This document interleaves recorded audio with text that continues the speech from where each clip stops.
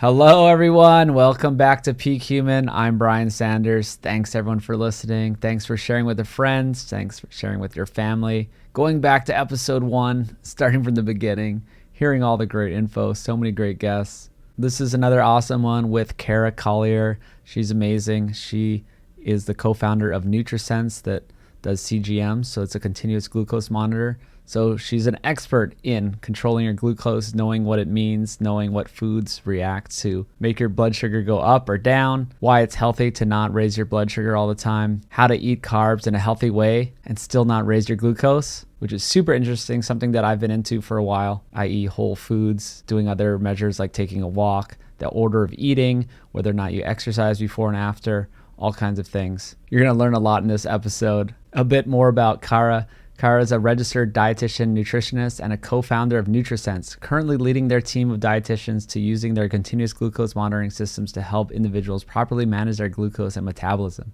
She graduated from Purdue University, previously worked at the Memphis VA Medical Center as a clinical dietitian at Providence Hospital, and in a management role at Nutritionix. They're also giving listeners of this podcast $25 off a CGM, so you can go to Nutrisense.io.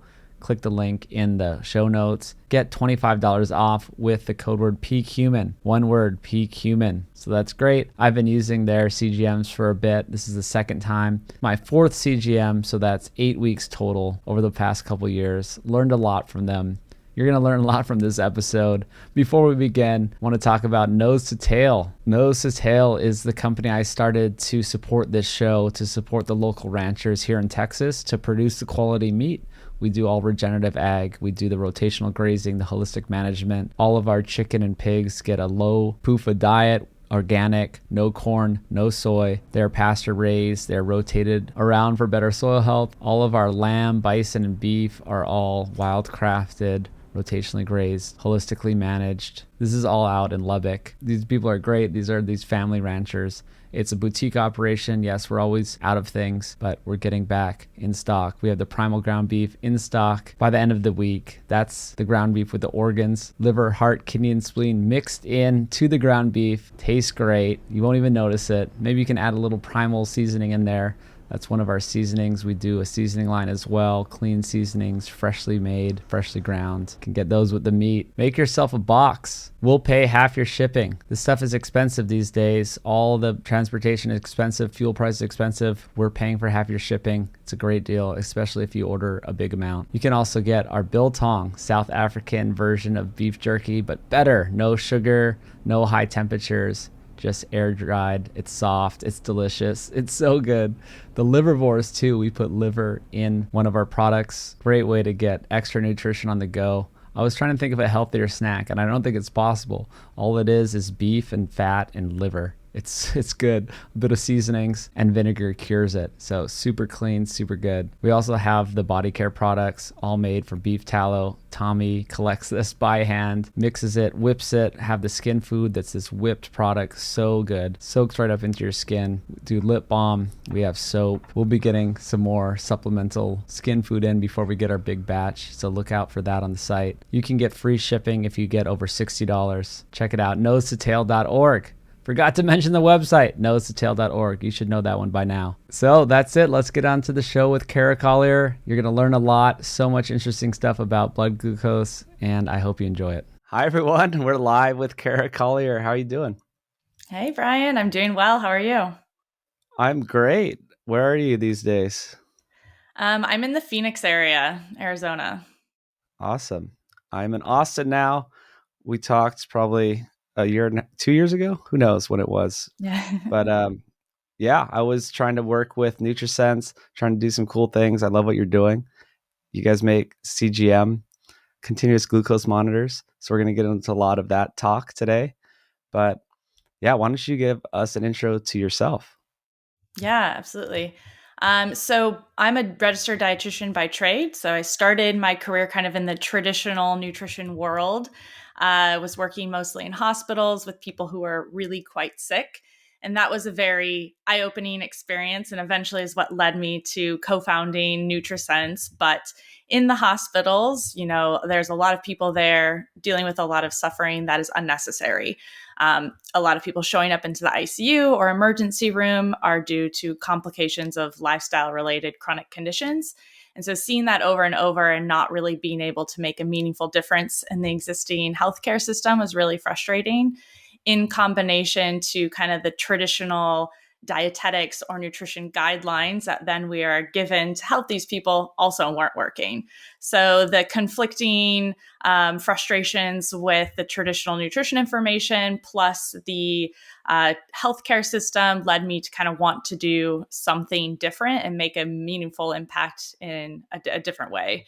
So from there, kind of went to a different nutrition startup, fell in love with startups and entrepreneurship, and then kind of eventually led me to Nutri-Sense, where I helped co-found the company, and now I lead our team of dietitians. So as you mentioned, we kind of combine this continuous glucose monitoring technology, and we make it more available for the everyday person, but we also give you a one-on-one dietitian that you can chat with through our app. So kind of oversee that team.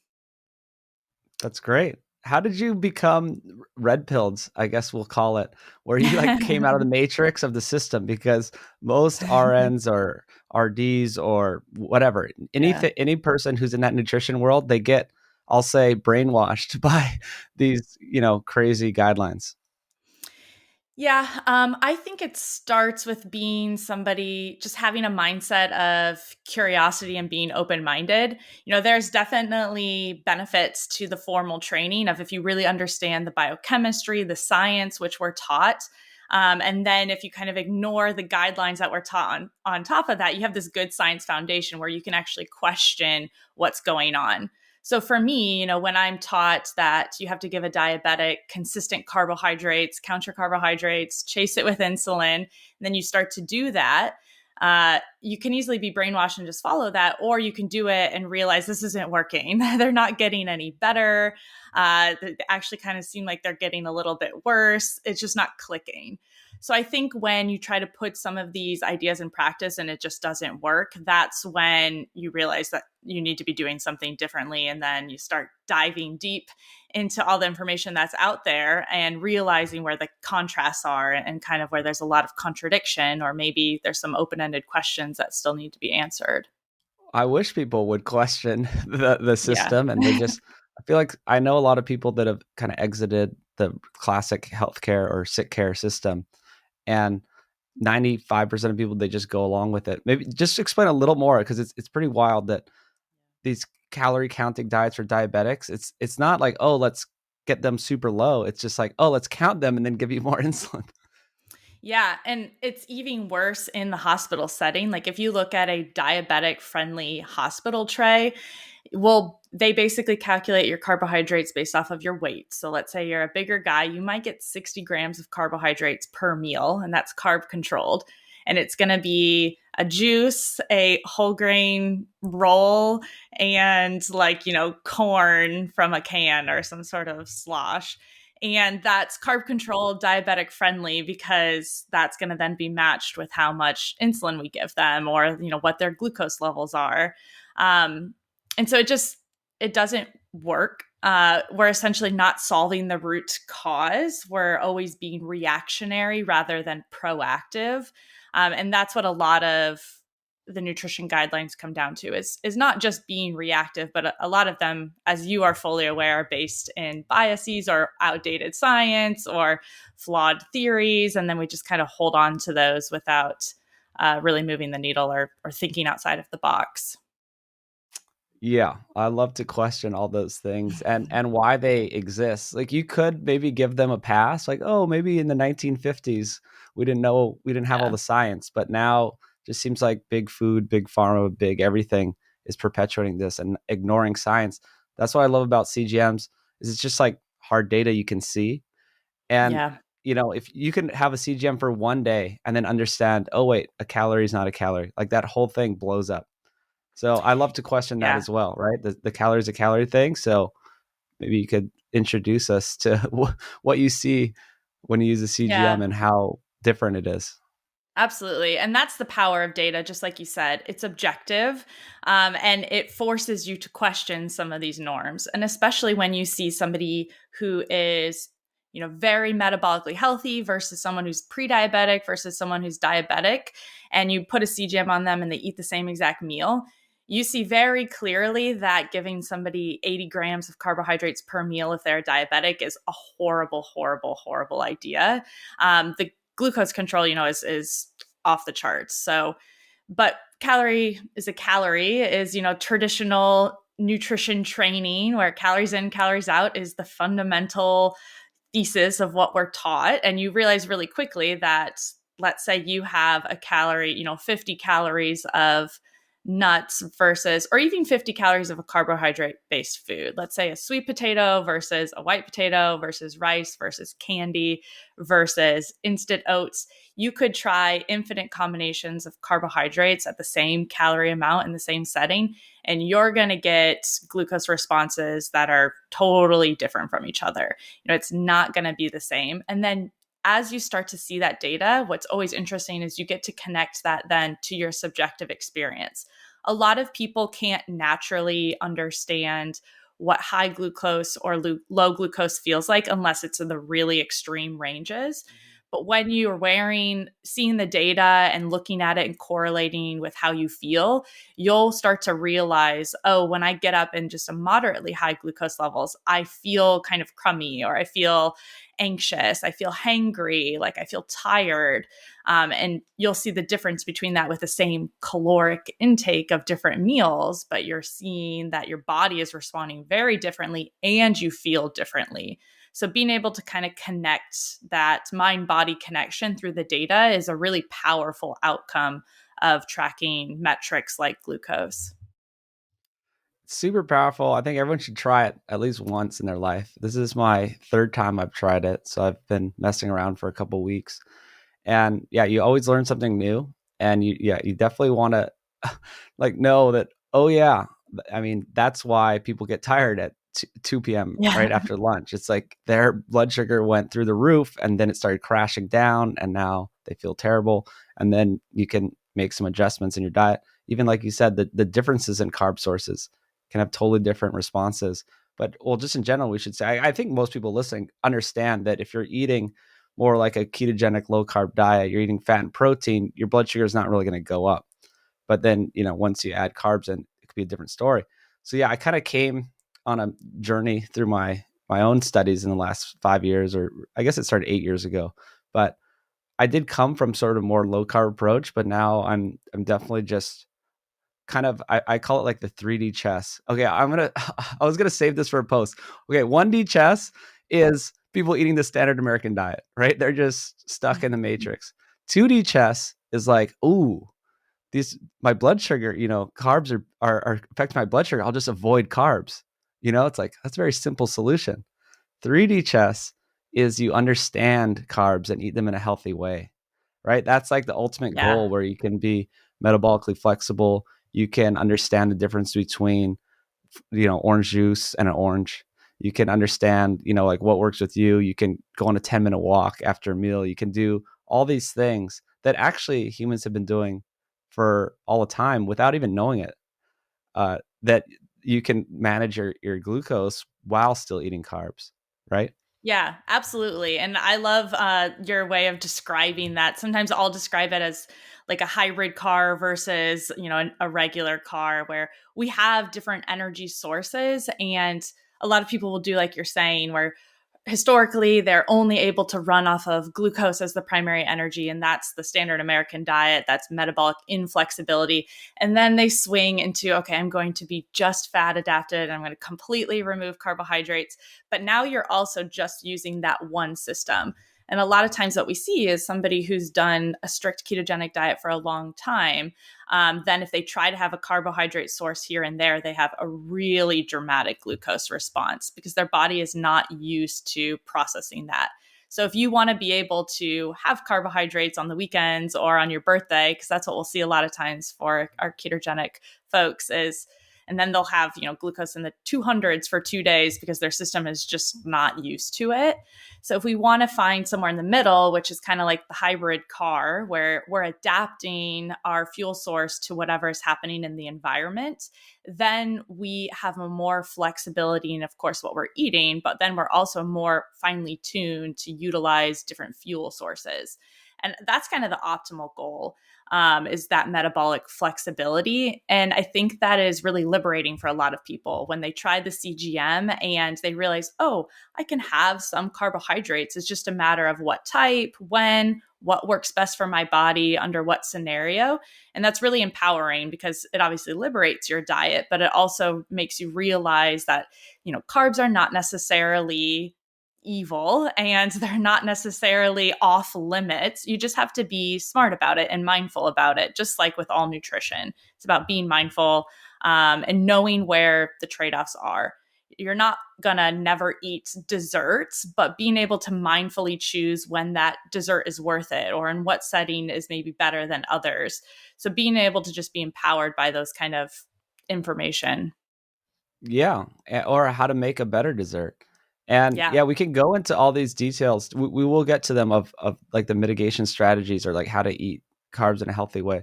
But I also want to point out that some people, well, I work with patients with Dr. Gary, less so these days because I moved to Austin, but a lot of people do have actual problems with food, with diet, with mental stuff, with all kinds of stuff, addiction issues. And so I understand why some people would want to just avoid carbs, or they have Totally. Yeah. problems, right? That they just really want to avoid certain things for a long time. But I totally agree with you that for most people, the goal is to be metabolically flexible. You want to be able to eat, most types of foods, not all foods. I'm not saying we want to just be eating processed foods, but you want to be able to eat fat, carbs, and protein. Like, right? Let's Yeah. try to get all three macros at least in your diet. Let's not just be scared of an entire group. Although, most carbs just tend to be unhealthier, maybe because in our world they're mostly processed. Yeah, and I think that for most people, like you're saying, we can include all three macronutrients in a way that is still nutrient dense and healthy and makes sense with your lifestyle. There are certainly use cases where restricting or limiting carbohydrates is very useful, especially if you are someone who's insulin resistant, diabetic, PCOS. It can be a really, really powerful tool in order to get you back into an insulin sensitive state, so a more metabolically healthy place.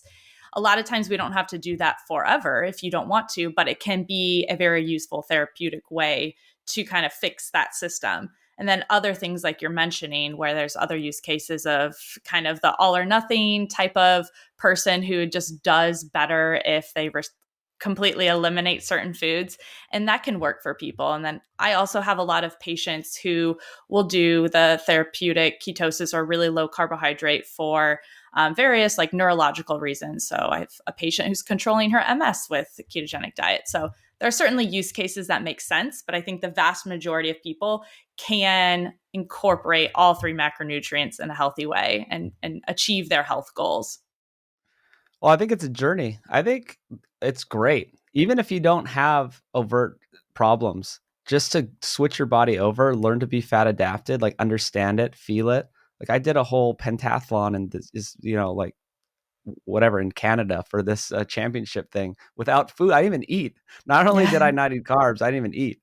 And everyone there, they're like guzzling little goo Yeah. packets and stuff. And I just thought it was fun, like I got second place, it was just cool to do. Right. And now that I've done it, I'm fat adapt. I get it. Now I can just go on with my life. But I feel like it really helped me. But I also didn't do it hardcore for years at a time. So yeah, I Yeah. wanted to ask because I know that some people they can get higher fasting insulin levels, or that they could have this kind of just blood sugar creep up, and it could be 110 when they wake up and just kind of all day be like that if they go low carb for too long. Yeah, we do see that. So, this is sort of the idea of physiological insulin resistance, which is different than pathological, which is what you would see in diabetes or, cardiovascular disease. And this is sort of an adaptive response to prolonged carbohydrate restriction. So we'll see that people's fasting glucose will rise over time, as you're mentioning. And this is just because the body is very adaptable. If over time it's realizing you're not giving it any carbohydrates or glucose from the outside, it's going to start making more glucose internally so that we have certain glucose available for things like your brain or your central nervous system that really relies on glucose. So it's an adaptive response that is different than insulin resistance. So we'll see that glucose rise a little bit, the fasting glucose, but usually then, glucose is really steady throughout the day because you're not giving it carbohydrates through your meals. And so if we see this, a lot of times what we have people do if they really want to get that down is to do a more cyclical ketogenic approach where you're occasionally including carbohydrates into your meals, and we usually see it go down. So it's a bit more of a temporary adaptive state than something like actual insulin resistance, where you would see both fasting glucose and fasting insulin rise. That is what we don't want to see, because that's two energy systems now going up together, which means we have a surplus of energy. But in this state with a ketogenic individual, we'll see glucose rise, but insulin still is very low. So they are different in that sense.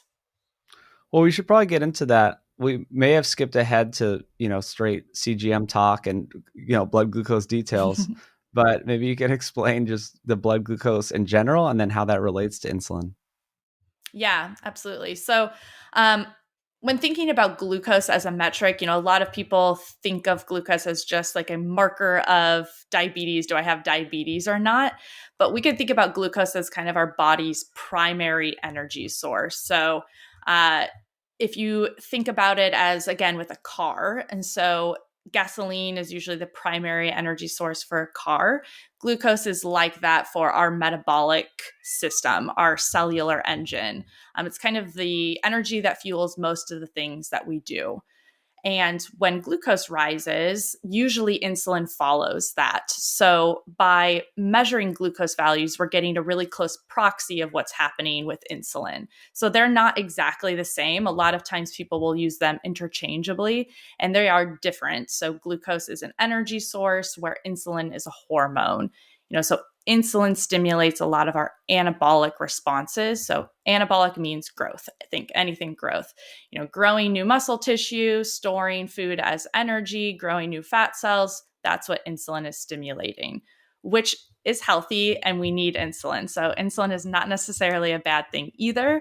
We just don't want to excessively stimulate insulin, and we don't want to become resistant to the effects of insulin over time by kind of abusing it. If we're stimulating insulin all the time, then eventually our cells are going to stop responding as much to those signals of insulin. It's kind of like the boy who cried wolf. If you cry all the time, you start to kind of ignore it eventually, and that's when we end up in an insulin resistant state. So Which I is think type this 2 diabetes, just to make sure exactly. everyone understands that. Yeah. Yeah. Yeah. So anything related to kind of metabolic dysfunction, so type 2 diabetes, Alzheimer's and dementia, a lot of cardiovascular disease, a lot of cancers can all be kind of related to this state of insulin resistance. But a lot of, PCOS. PCOS, there's a lot of various conditions that a good metabolic health or good insulin sensitivity is sort of the root foundation of which we can avoid some of those common chronic conditions.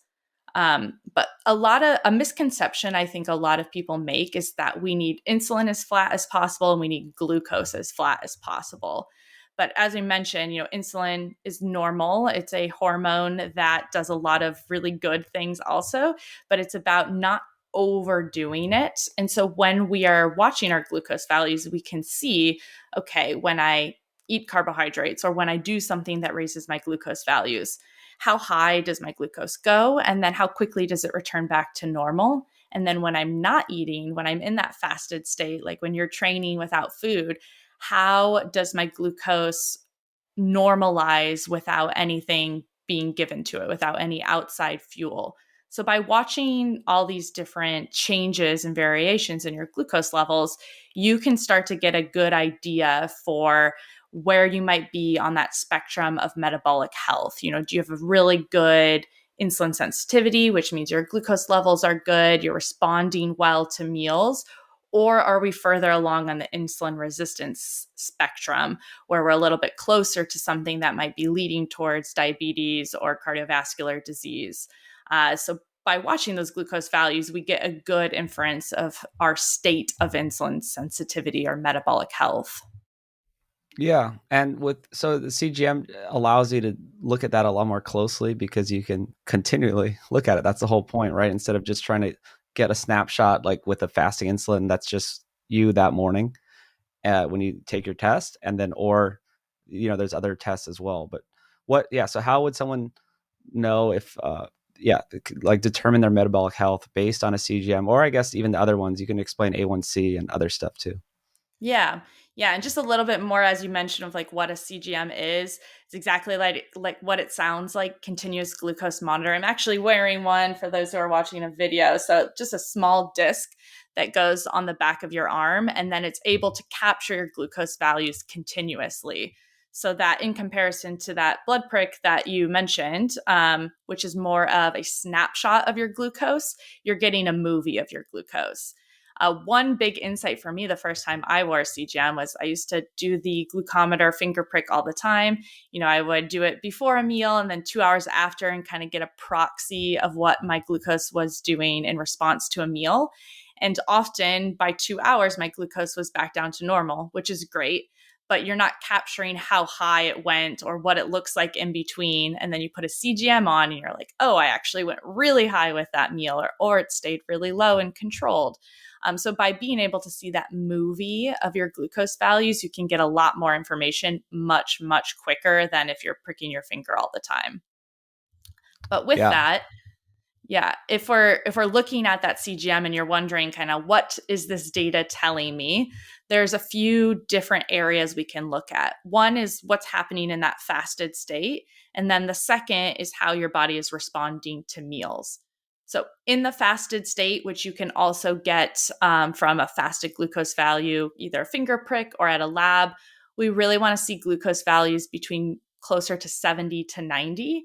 Again, traditional guidelines might say anything under 100 is okay, but there's a lot of research to indicate that 70 to 90 is maybe a more of an optimal range.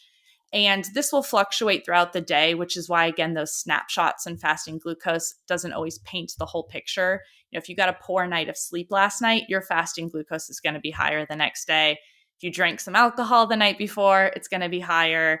If you're under a lot of stress, it's going to be higher. So if we're just doing it annually on your labs, it might not paint the whole picture of what your fasting glucose is doing. Same with kind of if you're doing random finger pricks. So by being able to see your fasted glucose at all times when you're fasted, you get a better idea of what it actually is day over day. Maybe you're stressed out every day, so it's always high every day, and that's something to certainly take into account. But that's kind of the first metric we want to look at. It's going to tell us a lot about how our body is responding when we're not giving it food. And then the second on the CGM specifically is kind of how you're responding to meals. And this is something that it's pretty hard to capture unless you're wearing a CGM. Like I mentioned with the finger prick, you could, in theory, prick your fingers for like every 10 minutes for 2 hours after a meal, but that's not very realistic. So the CGM is one of the only tools we have to kind of capture that postprandial or after meal glucose response. And what we want to look at is how high your glucose went. So for a healthy, non-diabetic individual, we really want it to stay below 140 as kind of that peak glucose value. And then we want to see how quickly it returns back down to normal. So typically what we are aiming for is within 2 hours or so of eating a meal, we want to see it back at either under 100 or what it was before you started eating.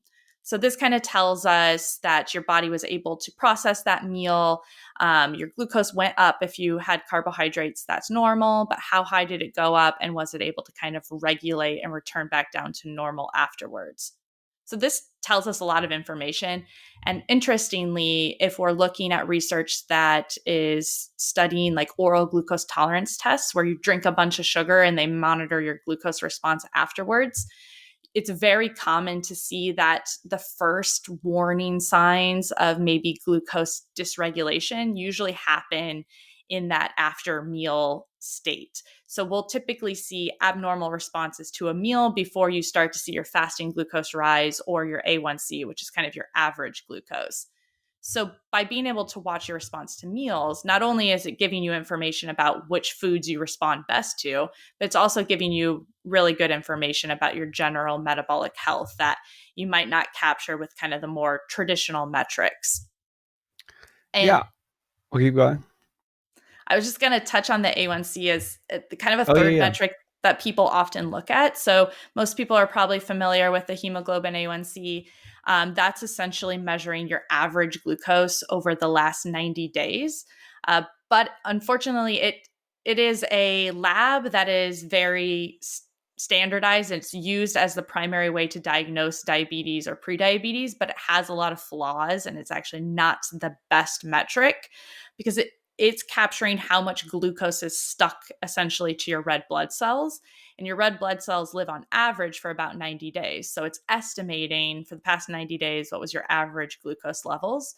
But a lot of people don't have red blood cells that live for 90 days. If you have anemia, which is extremely common, that's going to skew your red blood cell lifespan. If you're deficient in things like B12 or B6, that's going to affect your red blood cells. If you smoke, there's a variety of factors that will actually skew that length, which then skews the results of the hemoglobin A1C test. So what we see very often is that the average glucose from the CGM that is captured is a lot different than the A1C. So it can be useful also to kind of compare those two. An A1C test is a good way to get a general direction. If you're at a 10%, where 6.4 is a diabetes diagnosis and your A1C is 10%, that's probably indicating that you have really high glucose values, and we want to look at that further. But if you're looking at the difference between 5.5 and 5.7, that might just be noise, and the A1C might not be telling you that much detail between kind of smaller percentage movements there. So just something to consider, as I think a lot of people put a lot of weight behind the A1C test. Well, yeah, we only have these certain tools in our healthcare Yeah. system. And yeah, it's a whole nother topic. But so yeah, real quickly, what are those values that are like good, pre-diabetes, and then diabetes? For the A1C. Yeah. Yeah, so for A1C, good would be considered anything below 5.7%. And then 5.7 to 6.4 is prediabetes. And then anything above 6.4% is considered a diabetes diagnosis. We, again, kind of have a little bit more of a strict threshold where we like to see it between or below 5.3%, which is equivalent to an average glucose of 105 milligrams per deciliter. So that's kind of a slightly lower threshold than what the traditional Medicare system uses for diabetes diagnosis. So ideally, we like to see 5.3 or lower, or if you're looking on the CGM data, that's an average glucose of 105 or lower. Yeah, absolutely. I think we should all, we can't get these new normals where everyone's sort of sick and overweight. Yeah. So we Yeah, I can't. don't know if you guys have touched on before how reference ranges are created, but a lot of people are surprised to know that what the lab reference range is not necessarily equivalent to what is optimal or what is going to produce the best health results. So often you kind of have to know your own reference ranges and have your own thresholds to aim for. Another crazy part, yeah, of the sick care system. It's just like, oh, well, everyone's, overweight. So I guess the new normal is overweight, right? They Yeah. just, If you watch the reference ranges, how they've changed over time and everything just shifts into kind of worse categories, it's a really eye-opening it's like insight to testosterone. learn. There's all these studies. I want to dig into a little more because I started cracking into it and it's just a lot going on. But the testosterone has massively dropped. It's like the average, 30 something year old dude these days has the testosterone of an 80-year-old back in the day, right? They're Yeah, just plummeting. But then they're kind of just making this, well, that's just our new normal. the And I new hate using the normal. term new normal. I kind of use that as a joke because I just hate what's going on where they're trying to make this the new normal, all these things Yeah. be the new normal. I hate it. Yeah, and like the liver function test, especially, a lot of people get this on like a common, like annual blood test. Those have dramatically increased in reference ranges over recent years, and a lot of this is because we're just seeing more and more cases of NAFLD, which is non-alcoholic fatty liver disease.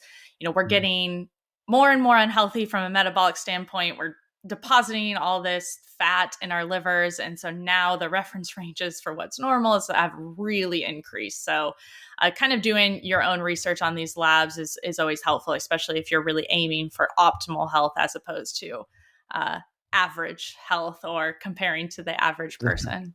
Don't want to be average these days at all. No. So, what about the insulin test though? Because it's really hard to do. No one does them. I even with Yeah. Dr. Gary, we had a woman we were working with, and she had PCOS, and they wouldn't give her a fasting insulin. They just wouldn't, and it was kind of crazy because the doctor ordered it for her, and they still would not give it to her. So it's I don't know if it's too expensive, doesn't get covered. And then if you could also just tell us more about, how you can miss things if you're only looking at glucose. Yeah, it is very unlikely to get it covered, unfortunately. I'm not sure why. And again, probably all the reasons we're already talking. I'm not sure why it's Hmm. not more a common lab to be taken for everybody. A fasting insulin level is not difficult to do.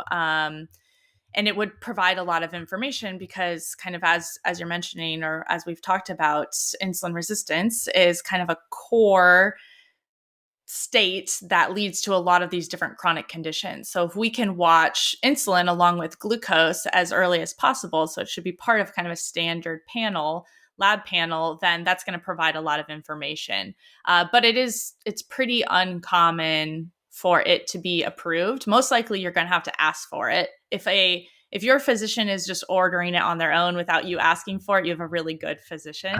That's unlikely. Usually you're going to have to ask for it, and most likely you're going to get denied if you get asked for it, which is really unfortunate. But if you feel like it's relevant to you to have that fasting insulin level, which I would say it's probably relevant for just about everybody, you should certainly try to ask for it and push for it. But luckily, there's a lot of at-home lab ordering as well that you can do. So if you really want to know, you have more opportunities to kind of take that into your own hands than there used to be. But sometimes the insulin and glucose can be different. Most of the time, they're moving in parallel. So, if we're moving towards that state of insulin resistance, towards diabetes, usually both our glucose and our insulin are creeping up at the same time. And so, usually one is a proxy for the other, but sometimes we can see insulin rise first as an early warning sign, and then glucose follows. So, if we think about it as insulin resistance is two things. The one is that, the boy who cries wolf, it's the signal, and that's pumping out more insulin. So usually the first stage is that your body is overcompensating by sending more insulin than it might need for the same amount of, let's say, carbohydrates. So let's say one person eats a sweet potato and they need 10 units of insulin released to get glucose back down to normal. Somebody who's starting to move towards insulin resistance might need 3 times that amount of insulin in order to normalize glucose values. So, kind of that really early warning sign is higher insulin values. And then eventually the body just can't keep up and glucose can't come down. And so, then usually the second warning sign is those glucose values continuing to rise with it. What makes it even more complicated is that very first warning sign is usually postprandial insulin, so insulin after a glucose challenge. So if you really wanted to be able to get good insight into this, what would be ideal is that oral glucose tolerance test with glucose and insulin being measured at the same time. So you can see when your body is given a glucose challenge, what does your glucose levels do? What do your insulin levels do? And that can tell us a lot. That is giving us tons of information. That's going to be even more uncommon, and that's going to be Mhm. really difficult to have someone actually do for you. So I would say that's unlikely for most people. The next best thing is the fasting insulin, which again doesn't tell us anything about the after meal state, but it's still telling us something about what's happening with our insulin levels at baseline. Unfortunately, the technology doesn't exist yet for continuous insulin measurements. That Mhm. would be the next best thing that hopefully comes one day. So there isn't a CGM version for insulin. And a lot of this is just due to it's technically more difficult to measure it continuously because it's a hormone rather than kind of just a metabolite. So it's drawn differently. But I think that technology advancements have been pretty impressive lately. So I wouldn't be surprised if one day we have a continuous insulin monitor, but that doesn't exist yet. Mm.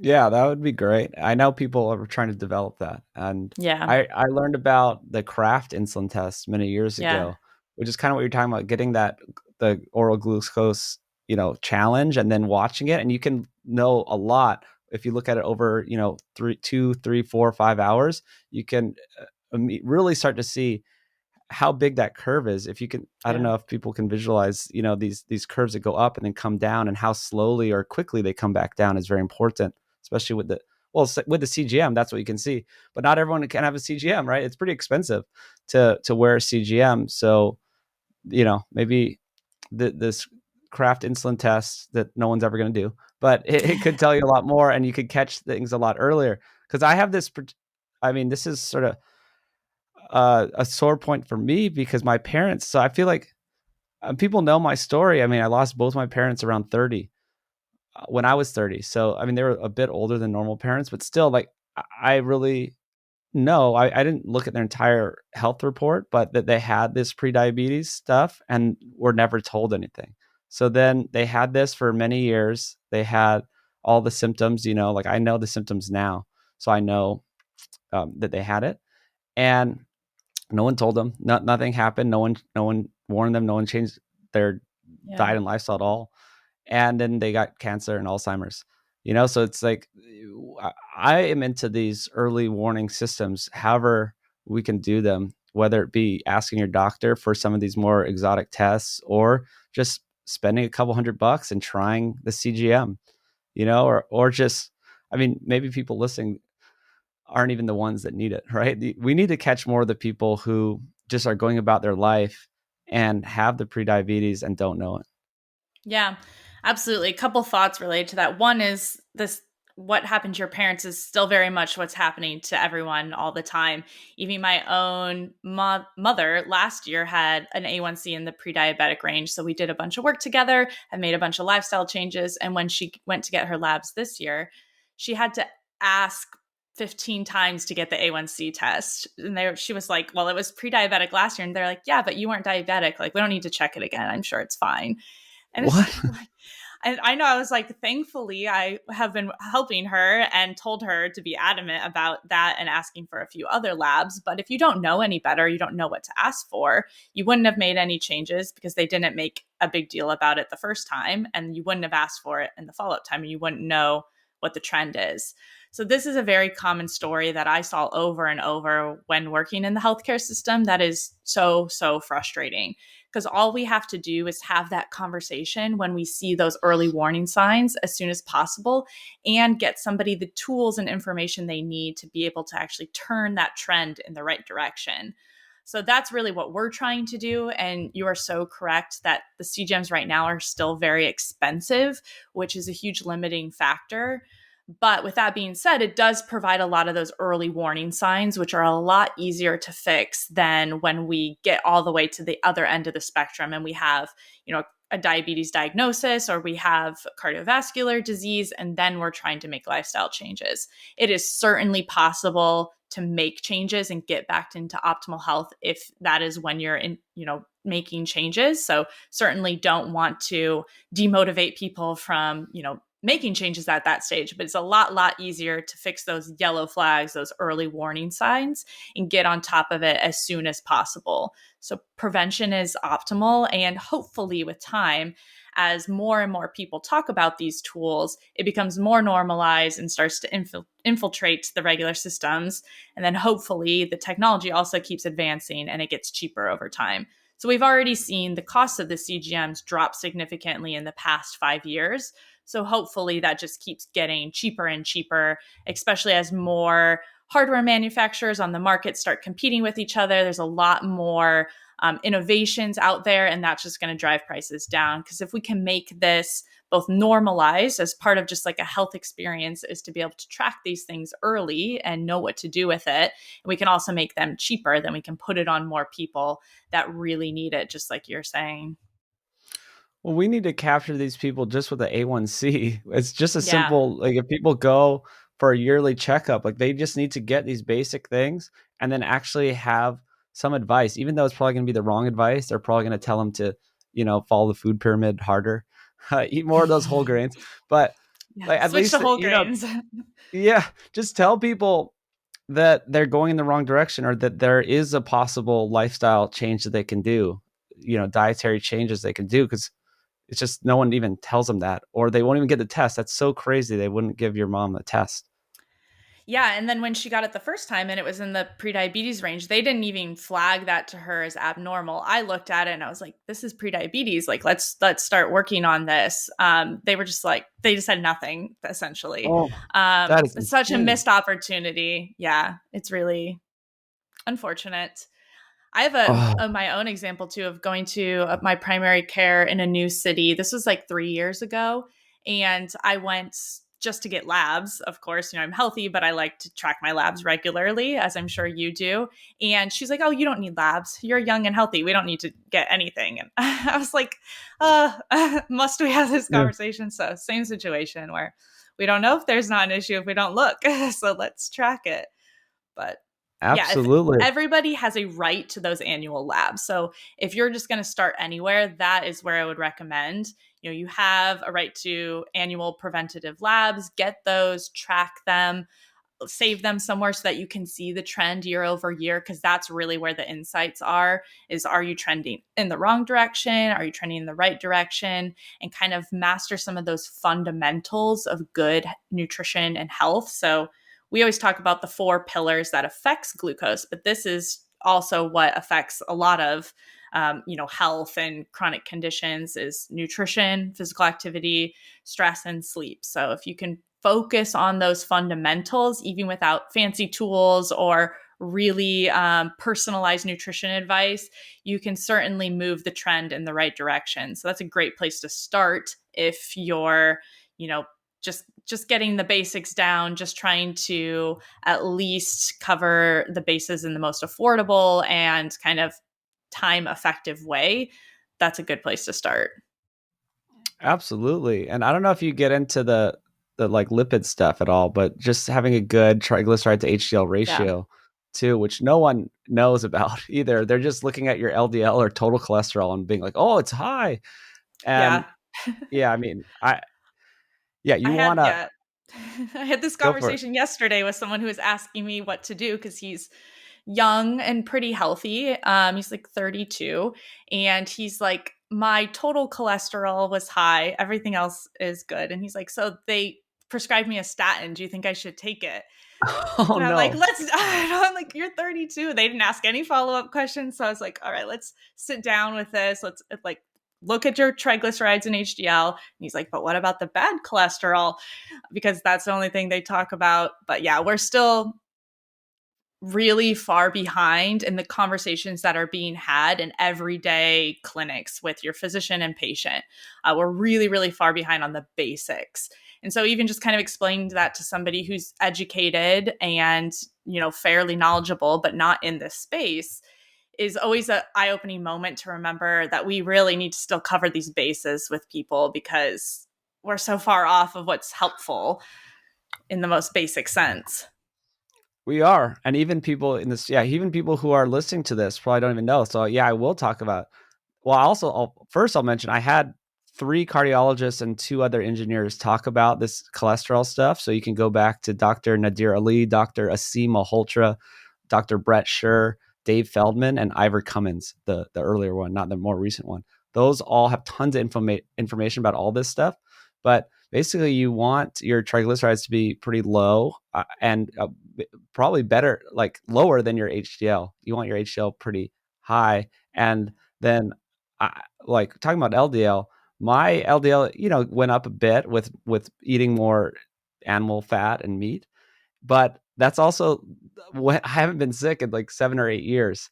And there's this whole rabbit hole you can get into about how, immune system and all this different stuff going on, that LDL isn't exactly what we think. There's different types of LDL, there's small dense particles. It's a whole rabbit hole, but I just say try to get your triglyceride to HDL ratio around 1 to 1 or better, where, example, maybe like 75 trigs and maybe 70 Yeah. or 80 HDL. We'll say 70 trigs, 80 HDL. That'd be great. Something like that. And then if this dude, let's say that's what it was, and he probably had a pretty good, A1C, everything else, and then the LDL maybe was like a couple hundred. And I would say I would never be talking about a statin with this person. Yeah, and especially before even asking him, "What do you eat? What do you work out?" Like even asking like any lifestyle questions. Why are we jumping right there? But you're exactly right. You can get a lot of information from that basic lipid panel, but pay most attention to the triglycerides and HDL. And yeah, we typically try to recommend a 1 or less than 1 ratio, just like you're saying, and trying to keep triglycerides below 100. I think the reference range is higher than that. I'm not sure what it is these Mm-hmm. days, but I think it's closer to like 150. So aiming for below 100 is kind of the metric there at least.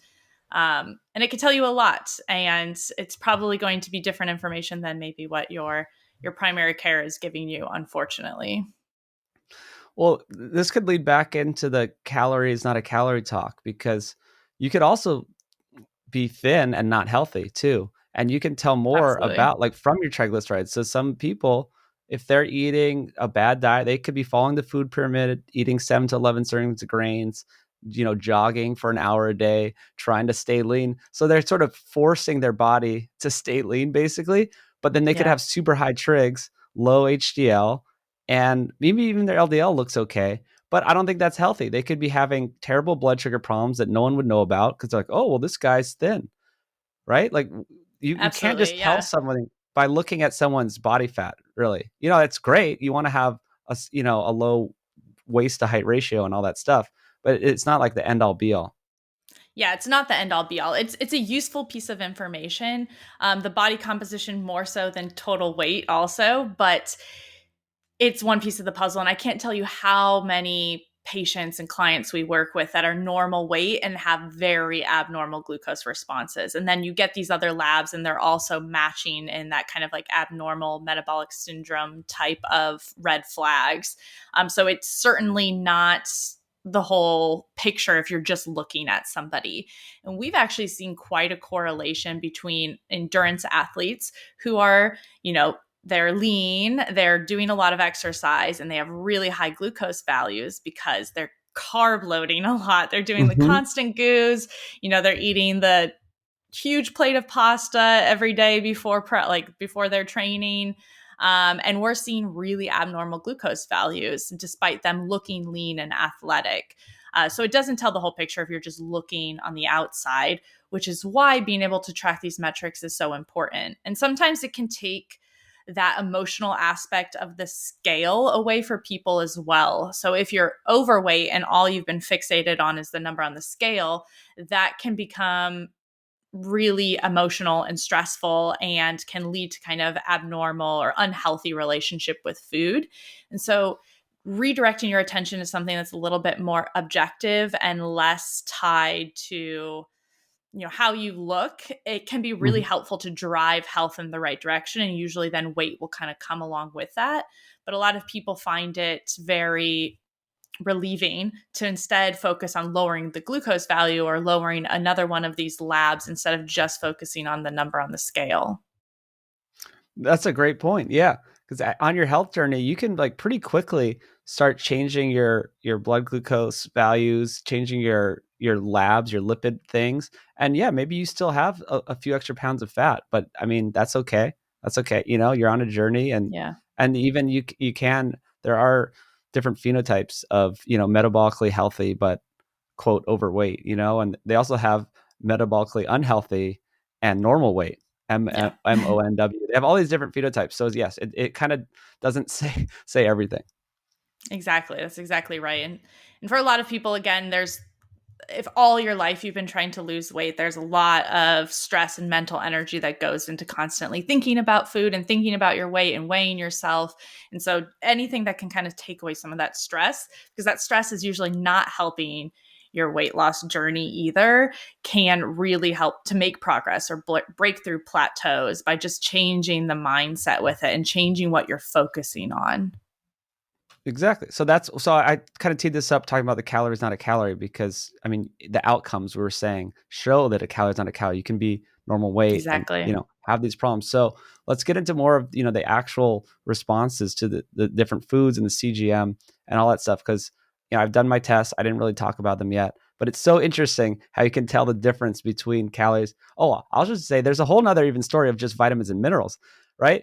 You Mm-hmm. could have all the CGM data in the world, but you still don't know if you have a nutrient dense diet, right? It likely is Yeah. better if you're doing all these things, but I mean, health is pretty complicated because first, there's your body composition, then you can get into the blood sugar stuff, which you can't even see in your body composition, and then you could get one level deeper and you can look at your vitamins and minerals, which you have to do more tests for and try to figure out. So I get it why nutrition's complicated and only us nerds, really care about it. But there's a lot to it. So okay, so different foods will cause very different results. So yeah, I guess I'll just do a recap maybe of what I've learned on this test. Yeah, I've learned basically how to manage a blood sugar response like that spike. It's almost like you have control over that. And there's different like if you want to eat carbs, and I actually kind of I eat 2 meals a day, and so I'm kind of like, let's do no real carbs during the day for my lunch meal because it's kind of nice. I don't have to go on some sort of blood sugar excursion during the day, which might cause drowsiness and that type of thing. And I'm more fat adapted, and that works for me. And then at night I do a workout, and then I'll have my carbs with dinner, right? And then so this is great. So I'm staying metabolically flexible, Yeah. but I'm also having these carbs in my diet in a healthy way. And then, so what I'm saying with this spike, I can see what foods and like, how do I not have a giant spike? And I've tried and, I've done tests and yes, if I just have my meal and then just eat like a whole bunch of honey, it will spike super high, right? Even though I think honey is a pretty okay food, but then it did come back down really quickly, right? So that's one thing, and that will shows that I'm metabolically healthy. Like I can handle it, and it didn't go to like 200. Maybe it went to like 140, 150. Maybe if I ate a lot of honey, and but it could come back down quickly. So, or we talked about doing exercise or doing a walk after meal. This is kind of becoming popular, right? Like a 10-minute walk at least. Mm-hmm. I'll go on like an hour walk sometimes. I just walk around Austin. It's fun. And that will just smash down a spike. It's like you're actually affecting it. Like I'll do it one day without it, and then you do it the next day, and you see the blood sugar like kind of trying to go up, and then it kind of just gets smashed down. And then it just starts going down. It's like you blunted that spike by doing something. Like you had your muscles moving and working and soaking up that extra glucose. So I don't want to steal all your thunder here, but what are some other methods to not have the high spike? Yeah, absolutely. And like you said, when you have this glucose spike, that's just an opportunity to experiment and see how you can modify it. So it's very powerful information. I think sometimes at first people are like, "Oh, I had a glucose spike, like that's bad. I don't want to like ever eat anything that I just ate again." And it's an opportunity to kind of tweak it and see what you can do, especially if it is nutrient dense and if it's something you like.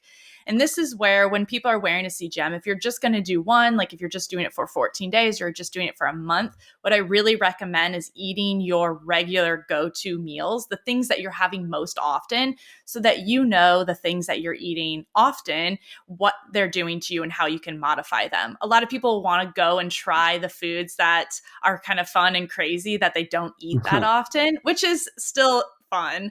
But what you really want to know is how your normal routine is affecting you. So let's say, yeah, you have a meal and it has a big glucose spike. One thing you can do is kind of examine the carbohydrate source and experiment with that. So let's say at dinner you have a steak and you have white potatoes and you have asparagus and you had a big glucose spike. An easy tip that you could try the next day is to make sure you're eating some of the steak first before you start eating the potatoes. Just the order of the macronutrients actually makes a really big difference.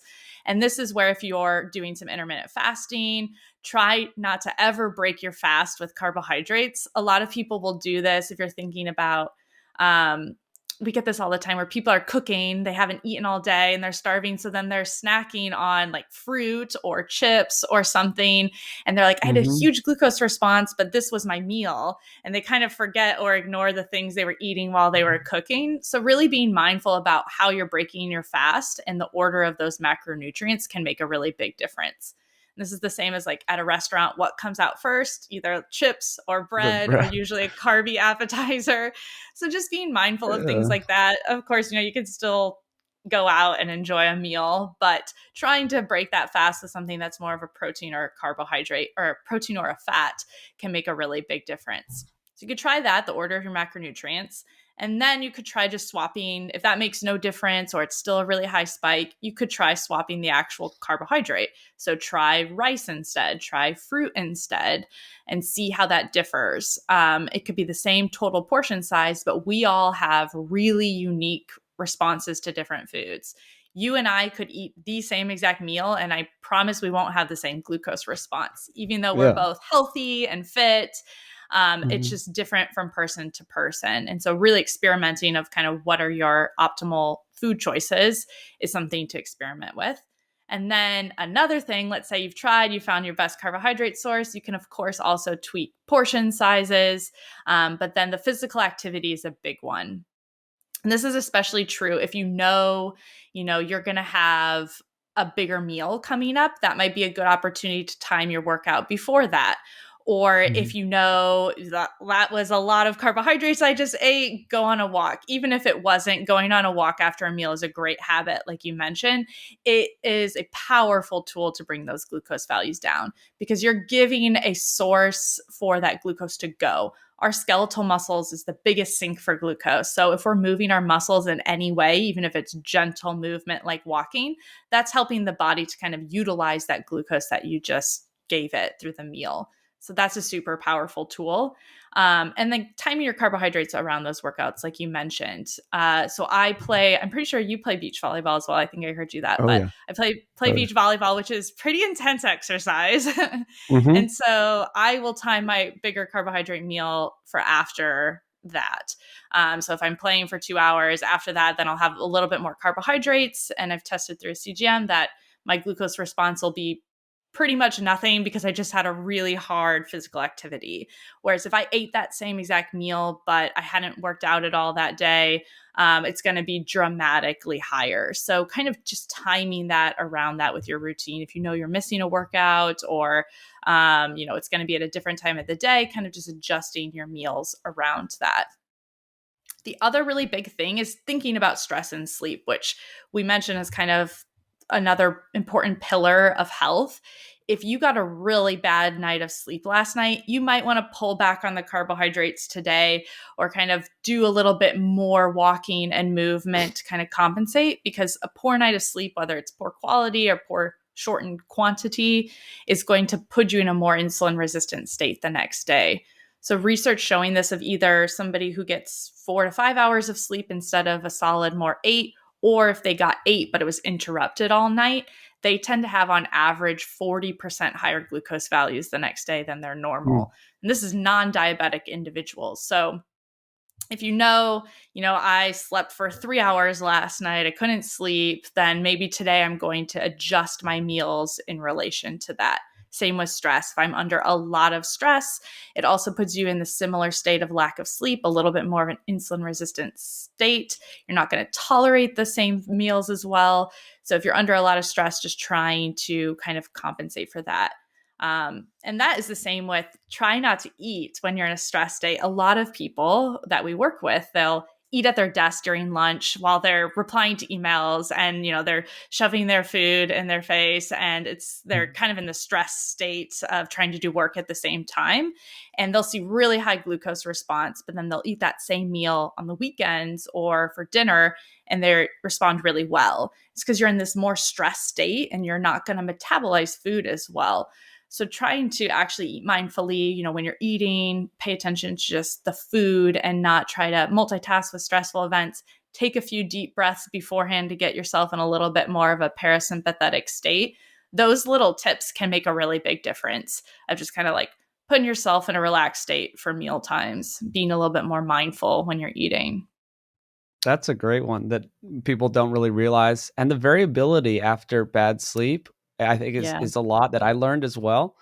And I don't know if you guys look at circadian rhythm too, just kind of disrupting the circadian rhythm. And, if you're traveling, changing time zones, like staying up super late, maybe you could even get 8 hours of sleep, but you stayed up all, till 3 a.m. I, I noticed that the variability was all over the place, right? You eat normal foods or just even just before you even ate, it's going up and down, up and down, up and down. And so that can last the whole day, the whole Monday. It could go into Tuesday. It's just a good wake up call. Like I'm not, I have a normal life. I have friends in town. I have different events and things happen. I'm not like some like insane health person that goes to sleep every night at 10 p.m.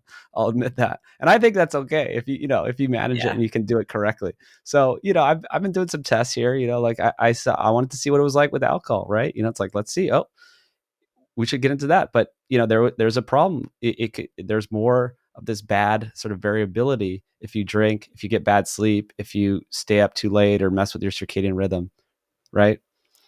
Yeah, and I'm sure anyone who wears an Oura ring or a Garmin or anything that tracks their sleep had noticed that alcohol has a negative impact on sleep, which will then have a negative impact on glucose. But alcohol in and of itself is also going to affect glucose. There's the obvious response where if it's a sugary cocktail or a beer, you might have a glucose response in the moment.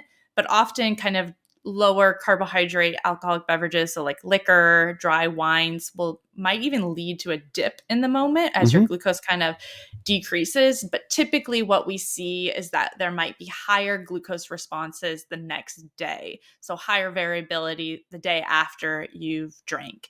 And this is usually just because the body is prioritizing kind of breaking down and metabolizing the alcohol over kind of our normal glucose homeostasis. So it kind of has this delayed effect the next day, and that is exacerbated by how many drinks you have. Some people are more sensitive to this than others. For a lot of people, one or even two glasses of a dry wine in the evening, and you see no difference the next day. Where some people, they have just one glass and they notice a difference the next day. So there is certainly a personal variability to this, but there's a threshold usually where everyone is going to start seeing abnormal glucose responses the next day if we're hitting 3, 4, 5+ drinks of alcohol the previous night. And as you were mentioning with circadian rhythm, this is another really big one. Often we'll see people have a higher glucose response to the same exact meal if it's eaten late at night versus if it was eaten a little earlier. So eating something at 10 p.m. is going to have a much different response than if you ate that at 6 p.m. I don't know if you noticed that at all in your experiments, but our insulin sensitivity is highest and performing at its best function usually in the middle of the day. So, like during daylight hours, and it's typically at its lowest in the middle of the night. So, our insulin is a hormone that works on a circadian rhythm, just like melatonin, which people are a little bit more familiar with working on a circadian rhythm. So, and they actually work in contrast. So, when melatonin is high, insulin should ideally be low. And actually, there are melatonin receptors on our beta cell, which is where the insulin is released. And so when melatonin is activated, so let's say in the middle of the night, your melatonin is high, it is actually blocking that secretion of insulin on the pancreas. And so if we have a big meal before bed, we drink a bunch of alcohol, our melatonin is rising because it's the middle of the night, our insulin is low, it's being a little blocked, and that leads to higher and more prolonged glucose response because your body's just not as primed or ready to go to be dealing with that meal, because usually the middle of the night we're focused on rest and restoration and not necessarily food and breaking down the energy we're bringing in. So just the timing of the meals as well can make a really big difference, and just kind of avoiding sometimes, the circadian disruption that affects your melatonin production can make a really big difference. But even taking excessive amounts of melatonin supplementation, so that's going to artificially raise your melatonin really high, which is going to have that suppression of our insulin Mm. levels. So we'll see people, if they're taking a high dose of insulin or high dose of melatonin, the next day, maybe if they're eating a breakfast, they'll have a higher response than on the days they didn't take melatonin. So Mm. just kind of being mindful of that as a general rule of thumb is try not to eat when you think your melatonin levels are going to be high. And if you're supplementing, they're going to be higher for longer than they would be naturally. I usually recommend, if you are supplementing, to do it more on a periodic basis of, like, if you're changing time zones, if your sleep schedule's way out of whack and you're kind of resetting it, and do a much smaller dose than is usually over the counter, like 1 milligram ideally. Mm. They sell like 10, 15 milligrams, which gets really high Mm. and can lead to like extremely super physiologically higher levels of melatonin than normal. So be mindful of the dose and don't take it all the time, because you also then start to suppress your own natural production. But that is a tangent on melatonin. Oh, that's a good one. Good to know. And so, yeah, to close out alcohol, yeah, it's interesting. I mean, I definitely don't drink any sugary drinks or anything like that. If anything, I had some like hard kombucha type of stuff with zero sugar, or maybe like a little tequila with a lot of soda water, and then it would dip. It definitely, yeah, Yeah, your kind of blood sugar goes down, but I wouldn't say like, oh, this is great.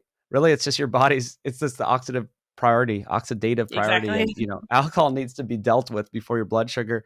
But you don't think of like, wow, this is this magic hack where I can lower my blood sugar with alcohol. I'm definitely not a fan of, yeah, even just drinking 1 or 2 glasses of wine a night. Like I'm not into that at all. I think it's just a bad idea. I think it's fine, Yeah. have a social event, go out on the weekend, be social, do what you need to do. But I just don't like that idea of just always having alcohol. Yeah, I think alcohol on a daily basis, the 1 to 2 glasses of wine for most people is not going to be beneficial in any way, shape, or No. form. Um, Not optimal for sleep, for glucose, for probably the ability to be mindful with your eating either.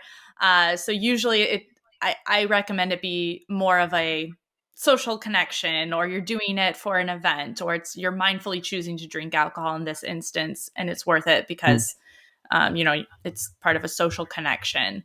Um, Mhm. so yeah, and sometimes the dip in glucose can be quite at the detriment. We actually have a lot of people who will sign up because they're getting hypoglycemic and they're wondering what's going on, waking up in the middle of the night with extreme hypoglycemic symptoms, which can be very dangerous. And then your brain is not getting enough glucose. And often, the most common reason, there are a lot of reasons this could be happening, but the most common reason is they're drinking a couple glasses every night and they're getting really low glucose values in the middle of the night. That's waking them up, that's giving them these symptoms. And just by cutting down on alcohol or kind of removing that, we can get rid of that hypoglycemia. Absolutely. And I mean, alcohol is just bad in general. I know a lot of people in the health world just don't drink at all, which is the best. Yeah.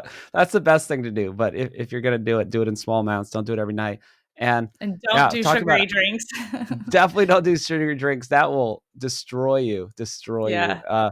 So the hypoglycemia at night. So I talked about this before. I talked about why I started adding back in carbs, and I found that I've slept better. And I think some low carb people, they do it for too long, and then they could have this problem of low blood sugar at night. You're kind of just running out of glucose, if you're just not really giving your body any carbs.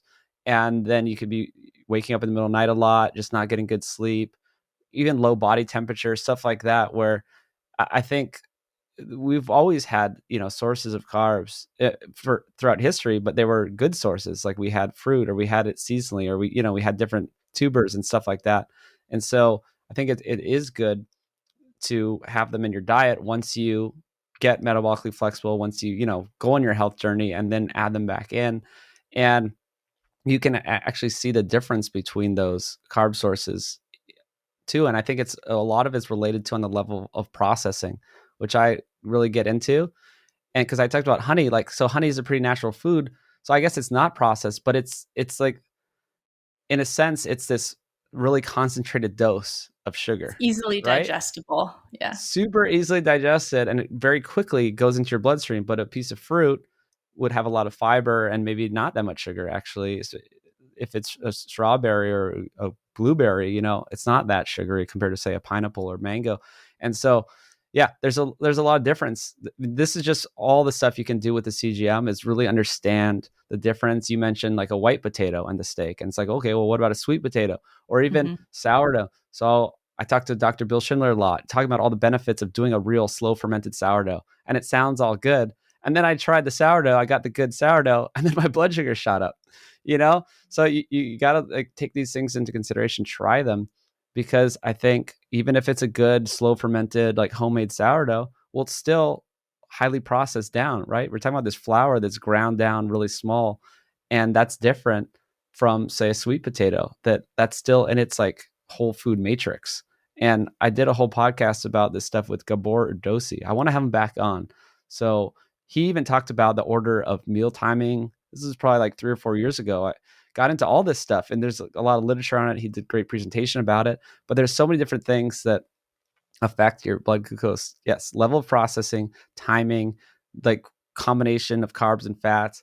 Oh man, there's so many things I want to get to. We have a few more minutes here, but I won't even want to talk about the carbs and fats together, because traditionally that's thought of as a bad thing, and it probably is sort of bad for many reasons. That you can eat a lot more, it's extra tasty. All these processed foods are kind of high in carbs and fat at the same time, and just how that relates to blood sugar response. Because I've found, and you mentioned, if you're eating carbs, you want to eat them later, eat the protein and fat first. But that kind of goes against some of this thinking, because they're like, oh, well, I'm eating protein and fat, so don't I want to not eat carbs? But it's like actually helping you blunt the glucose response to that carb.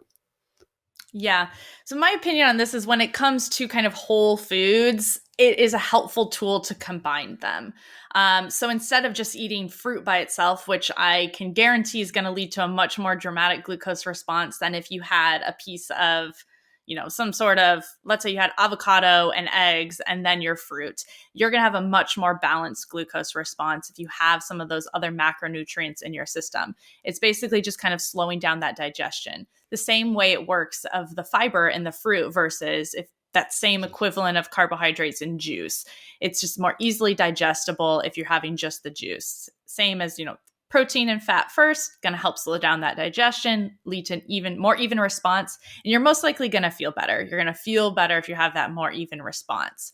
Where it becomes a slippery slope is when we start getting into processed food, because it can become hyper palatable and we can start to get into extremes really quickly. So the combination of foods where we're getting a lot of carbohydrates and a lot of fat is something like fried foods, creamy pasta, pizza, things where it's hard to match that amount of food, that amount of fat in kind of a whole food source when it's coming from usually oils, most typically.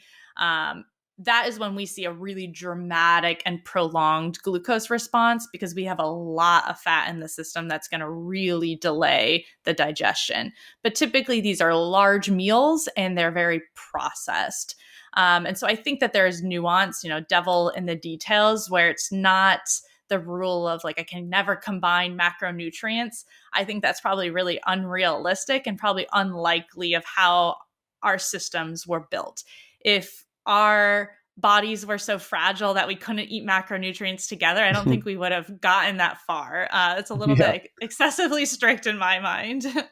But it does become an issue when you start getting to the more and more processed foods, just mostly because of the large quantity of fat that you can tend to put into that meal that would be really hard to replicate in whole foods. Mm-hmm. Well, and added sugar as well, too. If you're eating processed foods that you can stuff in a whole bunch of sugar, or like a juice that's not really natural. Like we didn't have juicers and stuff back then. And well, yeah, people talk about the Randall cycle. And I think, the Randall cycle is, it's trying to deal with carbs and fats at the same time. And they say that's, it's bad. But I think that's really becomes a problem when you're talking about the processed foods and it's in high amounts. And that's another thing I learned on this recent one is, well, even maybe we could talk about meal size too. So I don't really eat processed foods at all, unless, someone's in town and, we'll go out somewhere to eat at a restaurant. It's still not like I'm eating like a donut. But When I eat like a giant meal, I did have with a lot of fat and a lot of carbs, right? I'm like pushing the limits, for a test. It's like, okay, let's eat a giant steak and like all this fat. And then I have like sweet potato, and then I'll have fruit and honey and yogurt with it for dessert. So it's like, this is pretty, good whole foods. But because I think it's just so much, right? I'm talking Mhm. about, 15, 1800 calorie meal. Not that I know count calories, but you know what I mean? Like a You can giant estimate, yeah. meal. And then I'm like, oh, so this was a pretty big spike that sort of lasted longer than normal. Yeah. Yeah. And those big meals will take more time and effort to process because there's just a lot more for the body to process than a meal that's a third the size. And we'll see this a lot with somebody who's doing maybe more of an OMAD diet. So they're going kind of just the one meal a day and they're eating 2,000, 2,500 calories in one meal. And maybe it's nutrient dense, it's all whole foods, but it's almost always without fail going to cause a much higher and prolonged glucose response than if we took that same meal, broke it up into three, and spread it out throughout the day. But the question that's up for debate that I don't believe anybody actually has a real answer to from like a done the research and studied it is one better than the other. The trade-off of maybe you have that one meal a day and the glucose response is a lot higher and it's a lot longer, but the rest of the day it's very Hmm. flat and low glucose levels. That might balance off. Like that might be a fair trade if that lifestyle works well for you. If we're having that really big glucose response and we're doing that 3 or 4 times a day, I think that's pretty obvious that that is not optimal and we want to move away from that. But if it's just happening once a day within reason, maybe that's a fair trade off because the rest of the day, you're not putting your body under any sort of metabolic stress. So I think that's up for debate. A lot of people always ask me, is this okay? Is this bad? We don't know for sure. I think maybe spreading it to two versus one big one and kind of making it a little bit more even and still giving yourself a lot of that rest and fasting time is probably a little bit more ideal, especially for nutrient absorption and competition. But I think that that's a question that is yet to be answered. Well, that definitely was my question, and I've definitely come to the same conclusion as you. And yeah, I mean, it's really hard to know. I don't know how we could do these studies and figure it out, but I just kind of think the human body is kind of built for 2 meals a day. It just Hmm. seems right. Maybe some people can do three if they are used to eating smaller portions, but I think a lot of people can get into trouble eating three because it's kind of hard to just manage your portion Yeah. size if you're and it's like 2 meals a day. I just think it's natural. Maybe I'm just talking about myself. It just seems so natural to eat till you're full and then not eat for a while, then eat till you're full and then not eat for a while, Yeah, and then, it's definitely easier because it's one less meal yeah, to think about too. I also eat 2 meals a day and I just prefer it. It works really well for me. And I think it works well for a lot of people. The one meal a day I think can be done, but I think it's much more difficult to make sure you're getting all of your needs. Make sure you're getting all the nutrients that you need, make sure you're getting all the protein that you need. It can be kind of a lot of stress on some people to just have everything in that one meal. And I think 2 meals is kind of a happy medium for most people. But again, it yeah. varies. It kind of depends. And also talk about, yeah, you're saying it's not good 3 to 4 times a day to spike your blood sugar. Just that that's so funny that was the standard recommendations for so many years. Still is. Yeah, If you're it talking about still these is. Weight Watchers diet, counting calorie diets, they're like, oh yeah, 5 meals a day, and they're all kind of carby. They don't have, it just sounds so bad. They usually don't have enough protein. There's certainly a lack of protein in a lot of those diets, which I take issue with. But yeah, where people get into trouble with glucose values that often people aren't very mindful or aware of is kind of the grazing, snacking, like I was mentioning, if it's like a bite here, a bite there. When you're like, oh, what do I typically eat? You're like, oh, I eat two big meals, but I also kind of like eat randomly throughout the day, what a lot of people forget. And then you'll see that in the data because you'll be having these little like bumps or variations throughout the day, and then your average glucose, if we're looking at it kind of from a 24-hour standpoint, is kind of high because you're never really getting back down into those fasted states when you're kind of grazing or snacking here and there. So being mindful of that and trying to really focus on meals versus kind of snacks or grazing can make a really big difference for a lot of people. That's one of my number one things. I haven't Mhm. had snacks in 5 years. Who knows how long? I mean, once a year, maybe something happens, but Do not snack. I think it's terrible. And last question here, we got to go. Do we know that these blood sugar spikes are bad? Because some people, there's more like the pro metabolic community, or some people they're into like, oh, like I don't know, my buddy Paul Saladino, who I always seems to come up on these podcasts because he's a carnivore MD and now he eats all this fruit and honey, and he's is that good? Is that good or bad, or do we know? It's like Yeah, maybe and sorry, just one more thing. Like it could go up, but then it could come back down. So it's like, okay, well, if you do maybe twice a day, it goes up, comes right back down. Is that okay?